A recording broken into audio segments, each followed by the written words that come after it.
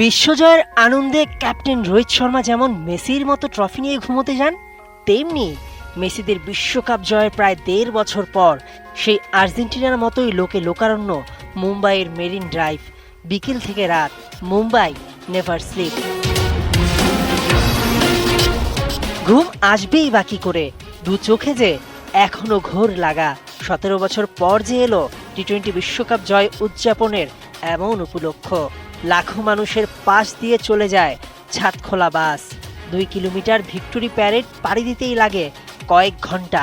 মানুষের ধাক্কাধাক্কিতে আহত কমপক্ষে ১০ জন। আরব সাগর পাড়ে দলের ২ মহাতারকার সেলফি, পেছন থেকে হাজারো মানুষের চিৎকার, thank you Rohit, thank you বিরাট।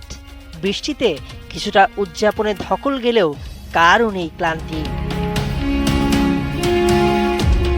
রাত ৯টা নাগাদ ওয়াংখেড়ে স্টেডিয়ামে পৌঁছায় টিম ইন্ডিয়া। সেখানে ট্রফি নিয়ে মাঠ ঘোরার সময় রোহিত ও কোহলিদের চাক দে ইন্ডিয়া গানের সঙ্গে নাচতে দেখা যায়। ২ তারকার সঙ্গে যোগ দেন পুরো দল। এরপর গোটা দলকে দেয়া হয় সংবর্ধনা। শুভেচ্ছা বক্তৃতায় টিম মেম্বারদের বিশ্বজয়ের আবেগ।